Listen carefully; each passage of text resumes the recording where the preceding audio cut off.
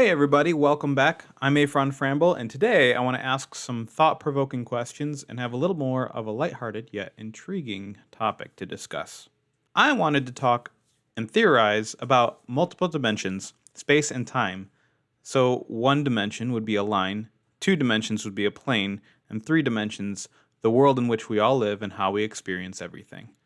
But beyond that, we start speculating. Some people say the fourth dimension is change, or how the three-dimensional object changes and moves over time. And I originally thought that this makes a lot of sense. Okay, so there's nothing that you can add on to that that three dimensions, so it must be some change or somehow that those three dimensions something happens to it over time. So the fourth dimension must be time. But I think that's not quite right. Time is a different concept. Einstein proposed that space and time are linked so closely that it forms what we call space time and that it's flexible.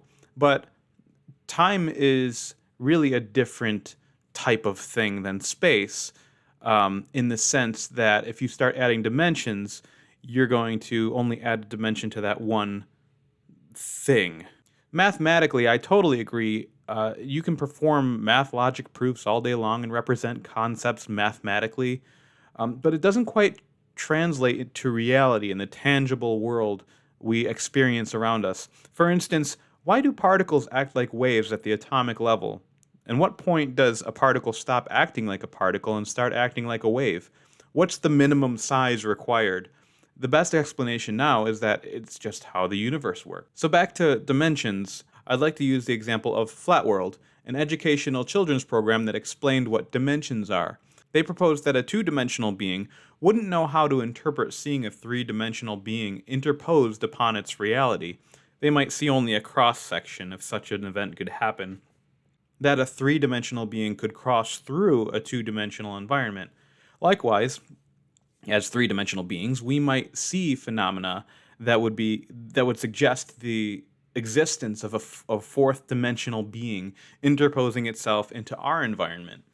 One small side note is that we technically cannot see in three dimensions. We actually see in two, and our brain calculates an object's position based on the depth perception and cues like shadows. You can't see the back of someone's head and the front at the same time. In a sense, we also triangulate a position based on each image we see with each eye, which is why if someone has just one eye, they don't have any depth perception. So technically, we are three-dimensional beings that observe a three-dimensional world in two dimensions and conceive the third dimension. I pose that there is only ever a three-dimensional reality in existence. Think about this. Have we ever observed a two-dimensional being? Even microorganisms have height, albeit extremely small. But to be a being that is only two dimensions wouldn't really make sense. I mean, yeah, you can argue that, oh, just because it doesn't make sense doesn't mean it doesn't exist. And yeah, you can't really disprove that. You can't really argue with that logic, but that kind of just falls under the what if scenarios of what if this actually is true. But I'm approaching this from a, a logical perspective. So logically, you can conceive of two dimensions with length and width, and then the third dimension fills in the rest with height and really any other direction in which you can go. There's nothing left over. So any fourth dimension that could try to fit itself onto the three existing dimensions wouldn't work. They say that maybe just our mind can't conceive of it, but I think we just can't really picture a tesseract, which is the theoretical four-dimensional object. I think the real reason why we can't conceive of that or really think about what it would look like in our mind is because such an object could not exist. There would be such a compound effect of matter placed on matter that anything in such a reality could not exist. But like I said, what about math? Math can make anything possible, theoretically. But this is an example of seeing something worked out on paper that will never work in reality because it is a logistical impossibility. So I mentioned time, right? So what about time? You may have heard it stated that time is a human construct. I suggest that there is no such thing as past, only what we remember. And no future. There is only ever present. One event happens after another. But we can only conceive of that as a timeline because we think linearly.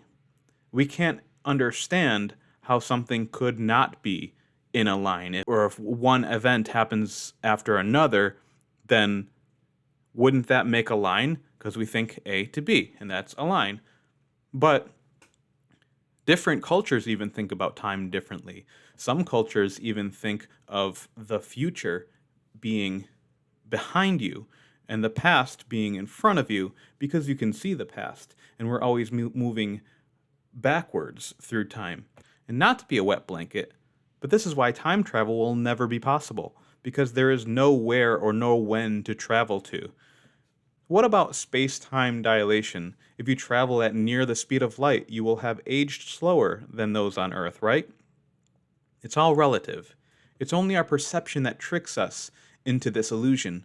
This is assuming we could instantaneously transport back to Earth if we've traveled away a few light years. If we travel back, time, or our perception of time, will have snapped back to its original point. But this, like with everything else in this crazy universe, has exceptions and workarounds, and someday there may be a way around this existing reality problem that I'm posing, but it's not going to be mathematically, not with zero-point energy, and definitely not with any current known process or the way quantum physics physicists are approaching this now.